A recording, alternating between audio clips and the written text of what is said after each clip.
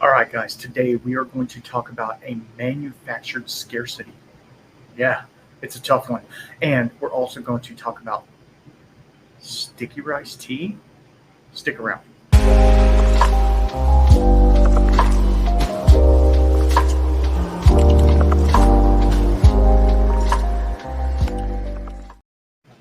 All right, thanks for coming back.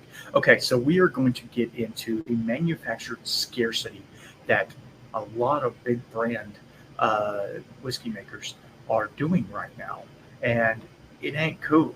It ain't cool at all. But before that, we are going to again.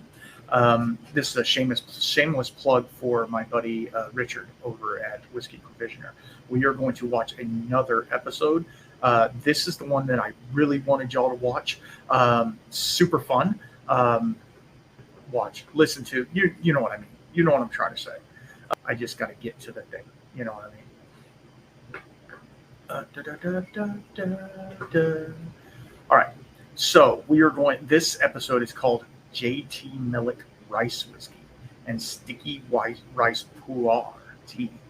Let's listen to this, and it is really super cool. It really is. It's super cool to get into this because I'm excited. Because I was there, but I haven't heard this one. So it's 18 minutes long. We'll just see. We might listen to the whole thing. So if we do, we do. It's great to have you here, and I'm really grateful that you made it through that. Yeah, I've got a lot of friends who've been through something similar, so that's a blessing to be here and be able to drink whiskey and tea with our friends. Yeah, absolutely. I heard rice mentioned, and so I'm making a sticky rice choux pu'er, which I think we've had on the show before, just because it's one of the only teas that we have that has both the earthy fermented tea profile, which is good. I'm excited for you to try because when people come in and they're like, I like whiskey, I always serve them fermented tea because it ages, it's got a vintage, it's dark, it's earthy, it's got a lot of those leather, tobacco, lumber, loam, petrichor notes that people like about whiskey. And then this one has this additional herb, so it's the tea plant fermented plus an herb called Semnostachya munglaensis, which is a plant that is not rice, has nothing to do with rice. It smells like sticky rice, and so they call it sticky rice fragrance. And it's supposed to be good for your digestion, and so they blend it with pu'er here. And so this is a 2021, I believe, 2021 sticky rice choux pu'er. Let's see. Actually, I've got that. And we've done choux pu'er on the show before, but I don't think we've done this particular one. And I've only ever tasted this twice, and every time I've tasted it, it's been one of those unusual flavor profiles where tea can taste like this. And yeah, I'm happy we're able to share this, and we have a rice whiskey Absolutely to try with it, which is in itself unusual. I've never heard of it. We've had stuff with rice in it, but I've never had just rice whiskey. So that's exciting. Actually, when we did our vault tour, I brought you a sample from a San Diego distillery that does a rice whiskey. Okay, so that whole thing was kind of a blur. Yeah. My memories of that day are patchy. It normally is when you go to the vault, for sure. Yeah. I don't really remember being shameless at the vault, but there's the video evidence. Yes. So yeah, there's a historical document. Yeah. That's my Irish alter ego. He doesn't come out all the time, but drinking whiskey definitely brings him out. So I'm going to go ahead and give you a little smell, the hot, dry smell. We've been kind of skipping the hot, dry smell because it's not as strong as the hot, wet smell. But this is because it has that sticky rice and that petrichor note from aged tea. It definitely does. You do get a little bit more fragrance on there. That's crazy. Wow. Oh man, that's just umami. Yeah. Oh yeah. Yeah, the fermented teas are really, like I said, they're kind of the main teas that whiskey people tend to resonate with, and this is a great, and for the rest of the world, they're kind of an acquired taste because they're earthy. Some people they taste like dirt. Well, okay, sometimes they do, in a nice way, if they're good. if they're bad puar, bad fermented puar will taste like fish food. You know, it's got this like gnarly, fishy taste. It's gross. It's a problem. But you know, a lot of times people have been traumatized by having bad puar, and they're like, oh, I don't like puar. So I'll serve them this because it's kind of a nice little gateway puar because it's got that extra sticky rice note. Kind of like jasmine tea is a good way to get into green tea. This is a good way to get into puar, and it's definitely one of our most popular teas at the tea house. Yeah, with jasmine tea, it's one and I'm done. That floral flavor just becomes overpowering. Yeah, it gets a bit much real fast. Mm-hmm. So I'm going to give you all a little rinse to rinse out your cup. Richard. I really appreciate you guys allowing me to come over here. This has been a lot of fun. Thanks for coming. It was great having you. So let's talk about the whiskey for a moment. Let's do it. So this is J.T. Mellick. Okay, they are based out of Louisiana. And this one is actually really special because it just came into the Texas market. It is a specs exclusive. I actually picked this one up in Killeen, Texas. I was there over the weekend. Anyway, long story. I picked this up, and this is a single barrel, cast strength rice whiskey. From Louisiana. From Louisiana. Here's the thing. If you look at the front, it has a big crawfish on it. Yeah.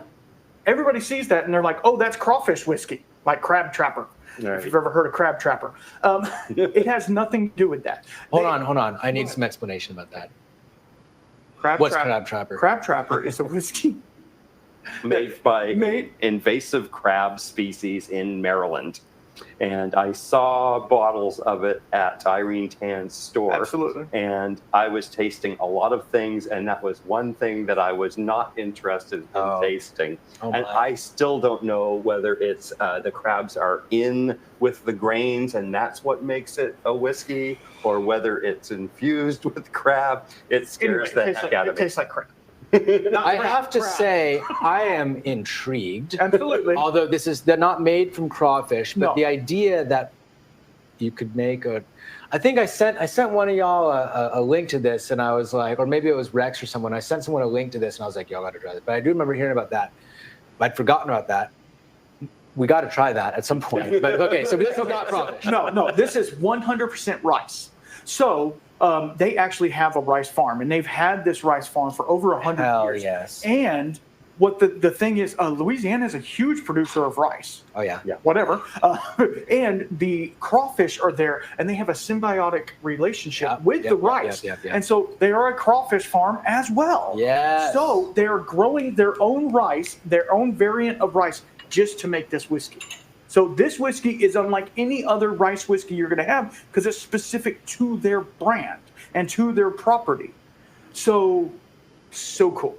I need to know. Well, I'm from Louisiana. I was born in New Orleans, and so anything that is got to do with Louisiana always interests me. Anything with a crawfish on it. Also, I used to have a pet crawfish named Krishna. She was blue. I found her when I was a fishmonger at Quality Seafood in a bag. I brought her home. So strong crawfish connection. And so you're saying that the cultivar, the breed of rice, is unique to this. Yes. So people aren't eating this rice. No, this is it is only. So this is another seed to sip whiskey, which to date, that's been one of my favorite whiskeys I've ever tried. Was that one from that Texas bourbon? Yeah. That was seed. It's seed to sip. And it was what goes because the terroir is there, and it's distilled on the land. It's fermented and distilled on the land that it's grown on, and that's special to me. Just from a tea perspective, it's a lot like tea. So I'm really excited about this. And you picked this up in Killeen, so you can't get this at Specs here. No, because that's a single barrel just for that Right. one. And the whole reason I wanted to pick up the single barrel because it showcases the whiskey in that one barrel. Where most of the other ones are going to be like small batch, and they're going to be a blend of 20 barrels. This one showcases just this one, and obviously I've already dipped into it a little bit. And, let's just say I hope you guys aren't turned off by it. It's funny. I sure wasn't. It's funny. I was talking to a whiskey distillery that was experimenting with rice, and I was asking them, how did their rice whiskey come out? And they had this look in their eyes like something, it was a trauma. There was like, what happened? And they said that they blew 2 motors out because the rice when you're cooking rice and you're as well as when you're fermenting, it can get quite thick. Yes. Yeah. So it actually got so thick that the motor for turning the mash ended up jamming. They burnt out 2 motors. Oh, wow. And I've also heard the same thing happen with people working with rye as well, where the rye grain gelatinizes and it'll burn out the motor of the distillery. Absolutely. You got to get horses, turning your mash there. This is starting to get to like the place where we want it to be. You can see it's black, black, black. Okay. That's where we want it for this. So I'm ready for this let's crawfish free. Yeah, and just to let you know, it has no crawfish in it, and they actually, that like I said, they're symbiotic, and they work separately from each other. So like during one season, it's rice, then the next season it's crawfish. So it is a pure like distilling season type thing. They have to grow the rice. They have to do all of the thing, and that's part of their livelihood is the rice as well. So they have, I think she said 500 acres of rice, but they don't use all of it for the bottle. Go ahead. They don't use all of it for the whiskey. There's a specific plot that they use for the whiskey, and then they do use the rice as well. That's really cool. Yeah, it's really cool. It's unique, and of course, me being the guy I am, I love unique and different things. Look at me, I'm unique and different, as we all should be, right? Nobody likes the same thing over and over again. If it was that, we'd be drinking bourbon, right? Like, come on. I'm sorry. It's from Branch, Louisiana. I don't know where that is. On the heel. Okay. Heel, like so not far from the border right. with Texas. Right. Not far. I bet. And she said alligators out the wazoo. Oh yeah. So you got to watch out. Yeah. This is reminding me a lot of the wheat whiskey that we were trying. Again, softer, delicate, thin, crisp. So, you still have that single grain situation going on. I mean, it's very different. I'll tell you right now, I definitely have not in like recent memory have I smelled a whiskey that smelled like this. There's something distinctly different here. I like it. It's nice. And they are using the same barrels that you would use for a particular bourbon. It doesn't matter. Number 3 char, New American White Oak barrels, because they're paving the way for rice whiskey. So they don't know what it's going to be like. It's not bourbon because it doesn't have corn in it. So like they're just like, we don't know. And so they tried it at a year old. They were like, nope. They tried it at 2 years old. They're like, nope, that's even worse. So they just let it sit. This is actually approaching 5. It says 4.5 years old because they do, like I said, they do distilling season. So when they're pulling the grain out is every 6 months. So it's like, it's like 4.5 years old. So it's really cool. It's really cool. I like this one a lot. I can't even pinpoint what I like about it yet, but it's so different. Something about it. It's so different. Going back to the tea, it brings mushroomy, earthy notes out of the whiskey. It's really crisp. It's very clean and crisp and has this very narrow flavor profile. It's not just spread out all over my tongue. It's it's very concise. It's very concise. It's right down the middle. It's very concise and it's very pure tasting. And I feel like for me, that must be the quality of the farming. That's the quality of the environment that this is being grown in. And you don't have like rye brings a spicy note. Malt gives that malty funkiness. The corn gives like a dustiness and stuff like that. Think of rice just by itself. Yeah, it's very. I hate to say the word bland, but it's very soft. Very soft, and it doesn't. And it presents that. Now, giving to you at cask strength, it's obviously you're going to get some punch from the ethanol. But other than that, it's just super nice and crisp. You get a lot of vanillins from the barrel. But it's very elegant. It's very like elegant and very I want to say like concise. Like it's not. It's very like restrained, but complex at the same time. It's a little bit hard to characterize. But I think this is my favorite thing I've had tonight. Well, but that's the thing. It's complex, but yet it's easy to drink. So it's like even at cask strength. Cask strength. Yeah. And I mean, I've put a little water with this as well, and it's it shows up. And they only have a few offerings. They have their single barrel. They have a cask strength, which is the regular, but it's a small batch, and their small batch. They have 3 offerings. Yeah. And they had thought about doing other types, and they're like, no, we have our thing, and we're gonna stick to our thing. Right. And they've been doing it for a while.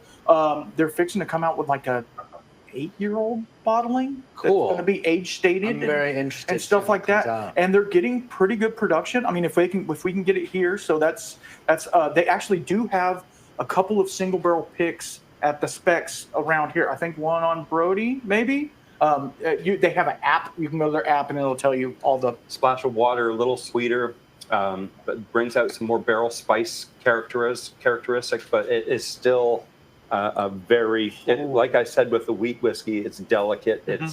It's got a really nice. And with this, Yeah, I haven't even tried the strict pairing yet. I'm gonna try that. yeah, No, that was, This is the type of tea that when you're mixing whiskey with tea, this is the type of tea. and I get that sticky rice Yeah. part of it. Like it comes through. I feel they complement themselves pretty well. but it's an earthy mushroom as Wow. well. Yeah. Like a mushroom risotto. Oh Yeah, like a mushroom risotto. Mhm. Yeah, really nice. Or even just like like a mushroom risotto. Or actually, there's this dish that my rabbi and his family in China would make that was just rice with mushrooms and onions on top of it. It was like a Sabbath dish they would make, and it kind of reminds me of that because you get that rice and you do get that mushroominess, and it's simple. And I think that's like what I like it. It's simple. It's not unsophisticated. Right. It's just simple, which is Right. that's what I think what makes it feel elegant for me. Absolutely. To me, as soon as I tried it, I was like, this is different and cool. And I went to go see my cousin up there, and I said, hey, I need you to go back and see if there's another bottle. Because I feel like this one's going to get ran through pretty fast. This is that exploration. This is the people that are out there looking for something that everyone else wants to have. Yeah. It's that's fun and fine. When it's priced 2 to 3 times what I'd rather give the money to the distillery that's doing something like this. Right. That they're creating their own craft. This is, like you said, seed to sip, farm to table. This is an interesting story, and sharing this is so much better than sharing, oh, I found an elusive thing that's made by a giant corporation that everybody else wants to get and try, and they're hiding it, they're not opening it. Right. Yeah, no, it's just good. It's just really legitimately a good whiskey. And I will tell you this. I talked to she is the director of operations, who is the owner's daughter, and she is a maniac for this company. They're like 4th generation. She's like, I'm trying to build a heritage for my family, and she's like, hopefully this will take us there, this whiskey, and they're pushing it so hard, and she's so excited about it, and I see why now. Yeah. She turned me into a fanboy pretty fast. That was without, I might have tried a small sample of it somewhere, but that was without trying it. And it was, I'm really impressed by it. The idea that it's been in the same family for 130 years, that's pretty cool. Yeah. And to try these outlying grains like that, like we were talking about the San Diego distillery, that one to me was lighter. It had like a orange citrus quality to it. Don't find it in this at all. So every different maker is going to come up, even if they're using the same ingredients, they're going to come up with something unique and special on their own. And this is so much fun to explore. Absolutely. Thank you, Marshall. Thank you, Randall. Would you call me Marshall? Marshall and Randall have this competition. We do. And they're both plumbers. Oh, we are. And Is that a thing? Plumbers and whiskey, I guess. Plumbers and whiskey. Well, see. Okay, so there was the Andalusia chili. All right, I'm going to stop it right there. Dude, that was one of the most fun times. You know what I mean? That was a lot of fun. I really enjoyed it. It was great. I know we're like 20 minutes in, but this was part of the episode. I wanted you guys to hear this and go over and listen to. He here's the thing with Richard and Whiskey Provisioner, which I love the guys.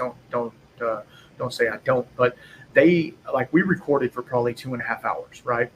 But he separated each whiskey that we had is a different episode. So like I was waiting for this one to come out because I knew that this one was unique, and different. As you guys well know, we've already talked to Mia from J2 Mellick. She is a fireball. Okay. She loves her brand. She loves all the things. Why are we talking about this again? Is the question. Okay. We're getting to the second part of what I want to talk about. But let's talk about what's in my glass. Yeah. What's in my glass today is Elmer T. Lee. Yeah. The leftover Elmer T. Lee from a bottle down I did in 20 of 23. Why is that special? Well, because it ties directly into what we're fixing to talk about. Elmer T. Lee, obviously, distiller, blah, blah, blah, Buffalo Trace, blah, blah, blah. You can't find this freaking bottle. I was gifted this bottle. Don't ask me. It's a thing. I don't know. But I was gifted this bottle, and I enjoyed it. But here's the deal. And I've already talked about it. I've done the review on it and all that stuff. Go look back at my stuff. It's not a great whiskey. It's not. It's good. Don't get me wrong. It's good, but it's not great. Just saying. So let's get into it. Let's get into the second part. The second part of it.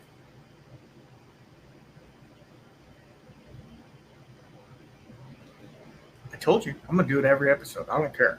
I'm trying to be concise and not ramble as much and stuff like that. So if you want rambling, go to patreon.com/thewhiskeyshaman and you'll get the unedited version of all of these episodes. Yeah. You'll hear me rant on about non-GMO corn and, yes. Anyway, let's talk about this real fast. Manufactured scarcity. It's a thing. It's a real thing. And it is, I'm going to use these choice words, and I apologize if there's small children around you that don't need to hear these things. It is very shitty. It is. What these companies are doing is, it's not illegal. They can do whatever they want, right? But I did a quick 1-page Google foo, right? And listen to what the internet that, knows all, beats all. I asked ChatGPT, I asked Google, I asked all these. Listen to this. And it pinpoints one because it's this one mainly. There's a couple others that are doing it, but let's go. Buffalo Trace Distillery is one of the oldest. See where I'm going? E.H. Taylor, sorry. Them two. Elmer T. Lee, Buffalo Trace, got it? Buffalo Trace Distillery is one of the oldest continually operating distilleries in the United States, located in Frankfort, Kentucky, and is renowned for producing a wide range of highly sought-after bourbons and whiskeys, including brands like Pappy Van Winkle, Blanton's, Weller, and Eagle Rare, and Elmer T. Lee, and E.H. Taylor. Okay, this is what they say about this manufactured scarcity. And I'm reading from my notes, but Buffalo Trace has gained significant attention with its allocated strategy, which many enthusiasts perceive as manufactured scarcity. High demand, limited supply.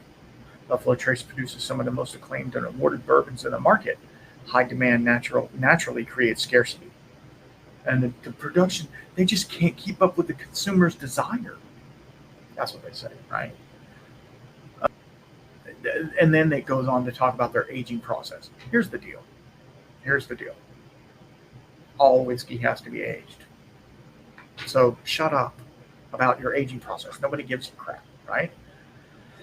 The perception of rarity and exclusivity can boost a brand's prestige by limiting, listen to this part, by limiting the availability of certain bottles. Buffalo Trace creates a mystique around its products, making it more desirable. Buffalo Trace uses an allocation system that is distribute their products. Instead of flooding the market, they release certain products in a limited quantity at a specific time. This keeps the product scarce in case consumers and increases consumer anticipation and desire. What? Are you serious? Retailers often receive a small allocation of Buffalo Trace's most popular products, which can be led to a higher price and increased secondary market activity.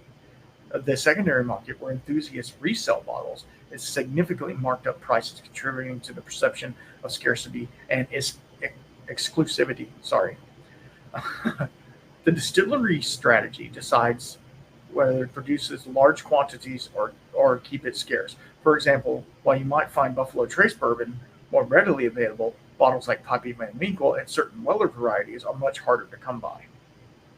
The scarcity strategy has created a cult following for Buffalo Trace products. Limited availability can drive up hype. On the downside, here's the downside. Many consumers feel frustrated by the difficulty of attaining these bottles at a higher price. A high demand and limited supply also lead to speculative buying, which individual purchases of bottles not for consumption, but for investment, hoping to sell them for a profit. Okay, here's the conclusion. Buffalo Trace's strategy of manufactured scarcity through allocated releases has successfully elevated its brand prestige, and consumers win the benefits of the distillery in the terms of brand loyalty and market position. It has also become a defining characteristic of Buffalo Trace's market presence, contributing both to the allure and the frustration among bourbon enthusiasts. Wow. That is straight off the internet, too. They talk about it. So let's get into it. Hold on real fast. All right. Let's get into the scarcity part of it, because this is a frustrating / who would have thought type thing. Like, this is not a rant. This is, it could be opinion if you want to call it opinion, but I feel like it's not. Buffalo Trace especially. Take that for what it is. There is other brands, like I said, out there doing this, but it's a lot to do with Buffalo Trace. They, like, in Texas, we are a 3-tier system, which means it has to go through distribution, right? You can't go buy it at Walmart, right? You can't do that. You have to go through a liquor store, which makes it harder, right? So what they are doing, what Buffalo Trace does, and with Texas being 3-tier, they buy so many cases of said whiskey. Let's talk about Blanton's, right? Blanton's. Everybody wants Horsey. I'm not going to lie. I pick up a Horsey when I can see it. If it's at retail, I pick up a Horsey. It's a thing. That's part of the issue. That is part of the issue. Buffalo Trace is known for having the brands that nobody can get. So when you have said brand, like a Weller CYPB or a Pappy or a Blanton's Gold or Straight from the Barrel or something like that, like, you feel like you're hot doo-doo. You know what I mean? Like, you are walking on eggshell, or walking in the clouds, or whatever you call it, because it is so hard to find. Or you have to pay an exorbitant amount of money for it. Like, I've seen Blanton's Gold online for upwards of $300. $300 for I'm going to say a not so great whiskey, right? The Elmer T. Lee that I'm sipping on right now. I've seen it online, barely, not a lot, for $250, something like that. It is a $60 bottle, maybe. And the only reason it is a $60, I would take the regular Buffalo Trace bourbon that you can kind of find. I'll take that over this all day long. I'm serious. It's not great. It's not great.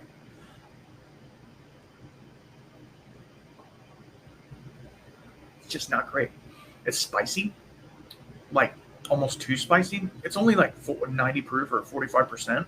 That's one thing too. I'm like, bro, come on, at least give it 50% or something like that. Anyway, so what happens is Texas buys 100 cases of Blanton's, right? And it distributes those Blanton's to different markets. Well, think about this. What are the biggest cities in Texas? Dallas, Houston, Fort Worth, Metroplex area, right? Then San Antonio, Austin, right? Those are the big four. El Paso gets maybe one case, El Paso is a big town, but it's not, I don't even consider it part of Texas, personally. That's just me. So it's really crappy when, okay, so like I live in a smaller city outside of those bigger cities. The store that I go to a lot got a not a Weller drop, a Buffalo Trace drop, right? They got Eagle Rare, Blanton's, and E.H. Taylor small batch. And I told the guy, I said, I will take one of each. And he said, you can't. You can have one bottle. And I'm like, what do you mean? He goes, you can't have all of them. I said, I'm willing to pay you for all of them. And he goes, you can only get one bottle. And I said, so I have to leave and come back? He goes, no, one bottle per day. So you have to come back tomorrow, but I guarantee you I'm selling them all today. So, okay, I understand. I'm not trying to be greedy. I'm not at all. I have Eagle Rare. I have Blanton's. I have E.H. Taylor. I don't need those. Having a backup is nice. You know what I mean? Like, it's just one of those things. Because these are the bottles, like I'm saying, these are the bottles that people want. Like, we just heard Richard talking about it. These are the bottles that people are fighting over to get. A $30 bottle of whiskey. You know what I mean? People are legit fighting over it. So they manufacture this scarcity to make it like that, to where whatever bottle you get is like celebrated. They call it tater for a reason. You know what I mean? It is like the bee's knees, It's frustrating because it's one of those things where it's like, okay, I want to be personally, this is personal opinion. I want to have the things that everybody else has. I know that going the craft route, the craft whiskey route, doesn't appeal to a broad audience. You know what I mean? It appeals to the audience of whiskey nerds, right? Having Buffalo Trace come on the podcast would be amazing, right? For one, it's cool, but like everybody knows Buffalo Trace, right? Even people that don't drink whiskey know Buffalo Trace. They know Pappy. They know, the Little Horsey. They know all of these. Like people that don't drink whiskey, that have nothing to do with whiskey. It's a pop culture icon at this point, right? That's why it's one of the biggest distilleries in the world. And monetarily, probably. Like that. Like, I can't justify at all paying. So at that drop, I got the Eagle Rare, and it was $46. Okay, here's the deal. I don't care, whatever. It is a 10-year-old Buffalo Trace product. Pretty cool, really. To leave something in a barrel for 10 years and it's only $46. That was pretty good. I mean, I'll take that all day long. I've seen them secondary $100 or more. It's the least desirable. But I will tell you this, to me, it is one of the more flavorful ones, the better ones, if you will. I haven't had a lot of offerings from Buffalo Trace, like their more allocated stuff. I have had Happy 15 before. It was pretty good, actually, it was a very expensive bottle. I got a pour of it somewhere. And I've had E.H. Taylor straight from the barrel, or E.H. Taylor barrel proof. It was pretty good. I had it at Whiskey Cave, the other one. It doesn't matter. $70,000. It was really good, but it was at a bar, so like I couldn't like sit down and enjoy it really. I was like, we were talking and it was a thing. Like I wasn't sitting down watching TV, drinking it. So the manufacturer's scarcity to me is not cool. Why are we doing this? You know what I mean? Why is this a thing? Like, why are we allowing? Because we allow this. We allow Buffalo Trace to do these things by going out and doing exactly like I did, and go out and buy those stupid tater bottles that aren't worth the money. It's the same mash bill. You know what I mean? You could side by side them all day long. You know what I mean? I need to do that actually. Okay.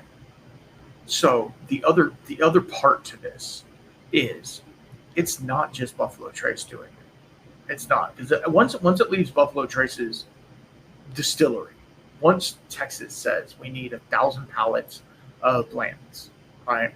Whatever. Once they say that, it's done. Now it's up to distribution. And that's where the other part of this issue comes from. The distributors, aka the government, if you want to call them the government, but aka the local rep, aka the liquor store, or the brand, or the brand ambassador, or whoever is in that region, is sitting on stock. Okay, let's talk about that for a second.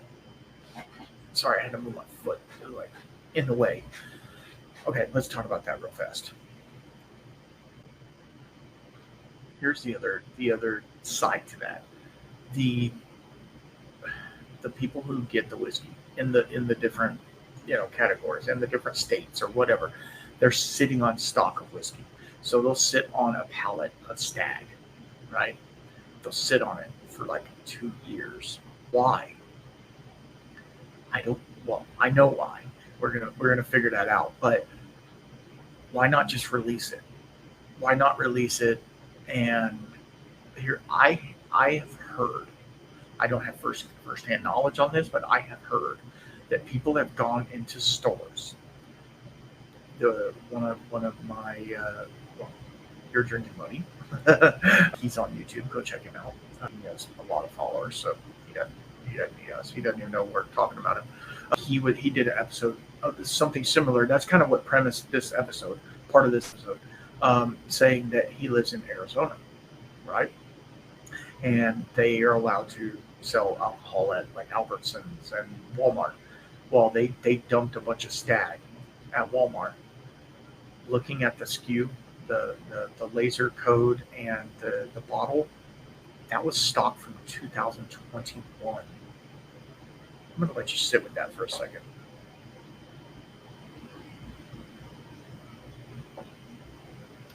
That was stock from 2021 that they were dropping.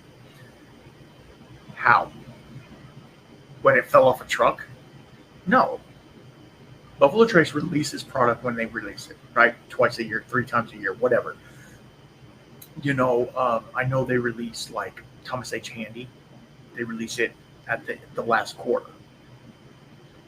So you're only going to really find it around Christmas. Well, why? Why would you think that? Because people are going to buy it for Christmas gifts, right? If they can find it. I actually was able to pick up a Thomas H. Handy at retail. Does that make me a tater? I'm just saying, does it make me a tater? Let me know in the comments below. I don't know. I don't know if it does. Like, here's the thing. I like good whiskey. I've said it 100 times. I like good whiskey. Thomas H. Handy is a rye, cast strength rye from a big brand. You don't see that a lot. Is it good? I've done a review on it. Go check it. It was the 22, but I actually have the 23 as well. Anyway, not being bougie or nothing. I'm just saying. But I got it for retail. I wouldn't pay $600-800 for it. I don't think any whiskey is worth that. Even Scotch. No. I almost cried when I bought that bottle of Ladybird for $200. You know what I mean? I almost cried. I did, but and I have bought Scotch bottles that were $250. I don't think whiskey is worth that much. I'm sorry, it's not. It's whiskey. There is 30, 40-year-old Scotches out there. I don't care really. I got the pleasure to try Lefroy 25 at the Whiskey Vault, and it had literally zero smoke on it because it sat in the barrel too long. It had no smoke on it. So some things don't get better with age. Now Lefroy 10 is awesome. Lefroy 15 is pretty good, or 16, whatever it is, 15, 16, it's pretty good. It's pretty pricey once you get that high. 16, I think it was 190. I didn't buy it. Somebody else did. Anyway, why are we talking about that? So what they're doing is the distributors are sitting on bottles, on cases, right? They're sitting on these cases and releasing them. And then what happens is people go into the said Walmart that they dropped them at, and they pick up all of them. Because they don't limit one, right? They don't limit one. Walmart doesn't give a crap. They're making their $60 or whatever off of it. They don't care. So one dude goes in there, spends $1,000, buys 3 cases of Stag, and then turns around and sells it on the secondary market for $300 a bottle. That's the issue. But the issue also is, why are they releasing product from 2021? If they are yearly releases, and they're skewed, so you can check. Every bottle has a laser code on it that you can go and double check to see when it was bottled, right? Okay. So those were from 2021. That's holding on to some bottles for a while. That's not just a minute. That's a while. So it really kind of frustrates me, and that's the reason I choose to go with craft. Now, don't get me wrong. If somebody offers me an E.H. Taylor, I'm gonna take it. If somebody offers me a Blanton's, I might take it. The mystique is still there, right? But at the same time, it's not worth secondary pricing. Any of these whiskeys, anything is not worth secondary pricing. And so they manufacture scarcity, and they make you want it even more. That's frustrating. That's really frustrating, because it's hard enough to get good whiskey. You know what I mean? When everybody's out there, you got any Blantons? You got any Blantons? I need some Blantons in my life. Well, guess what? There's a lot of really good whiskey out there that's not Blantons. Or then you go the other one, you go to like Rock Hill Farms, right? That's very allocated. Then you get to some of the Knob Creeks, the 18, Elijah Craig barrel proofs. They're getting more and more readily available. You know why? Because they're dumping the age statement on it. You know what I mean? I also heard that they're dumping the age statement on the Eagle Rare. It's not going to be 10 years anymore. I don't know. Does it matter? Is it still good juice? Who knows? That's the thing. They're trying to get rid of product. They're getting rid of product. And they know that people are going to buy it. But here's the thing. Here's the thing. And stick with me on this. I'm going to finish this Elmer Tea League real fast.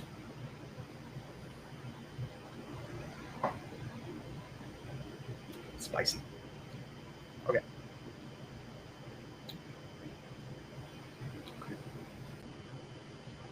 Are we dumb playing into that hype?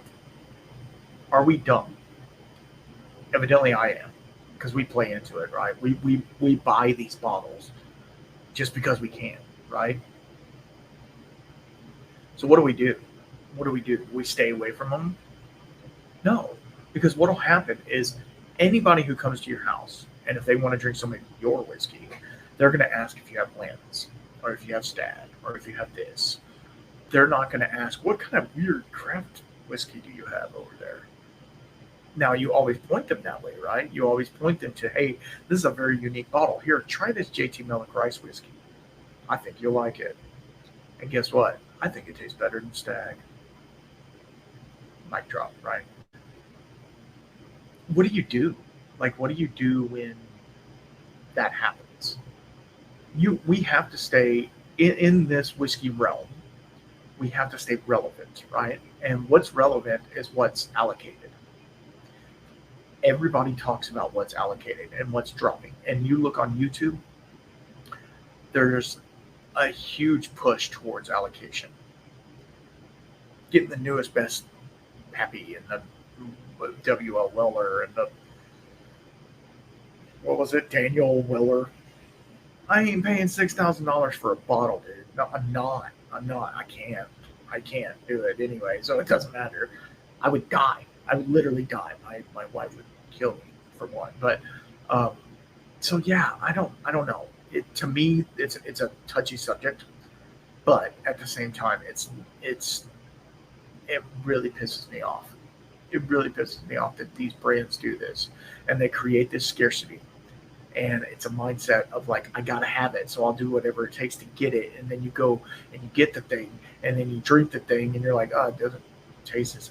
But here's the other thing: the average consumer. I'm not talking to you guys, the whiskey nerds out there.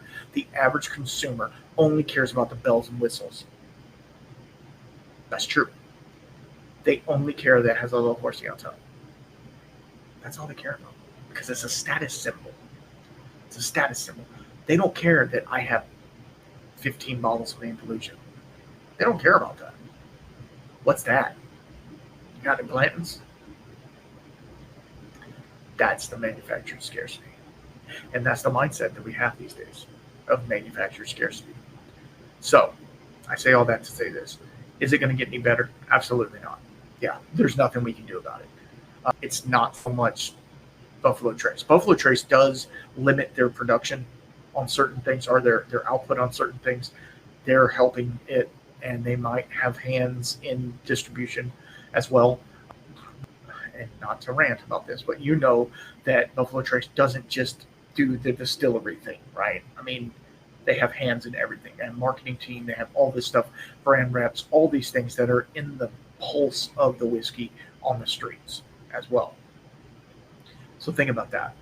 Think about, they're like, oh, I heard that they're dropping Weller at Total Wine. Guess what? There's a line out the door just to get that Weller. And what do? You get a Weller Special Reserve. You know, that's the thing. So manufacturer scarcity, it sucks. I hate it, but there's nothing we can do about it. I thank you all so much. Yeah, it's a shorter one. It's okay. I thank you guys so much for hanging out with me, coming on this ride. I want to thank the sponsors, Bad Motivator Barrels. Click the link below. You'll know. And Z.Smith Whiskey and Mixology. Zach, I love you, bro. And thank you to the patrons, all the patreon.com/whiskeyshot. Thank you guys so much for supporting me monetarily so that we can make these things grow. We have another project coming up really soon that you guys helped fund. And a Patreon exclusive episode is coming real soon. It's all the unedited ones and stuff like that. And they get they get exclusives and stuff like that. Y'all know by now. If you don't know, now you know. All right. I appreciate everybody. Thank you very much. Be safe, be good, drink responsibly and respectfully. And until next time, keep your spirits up.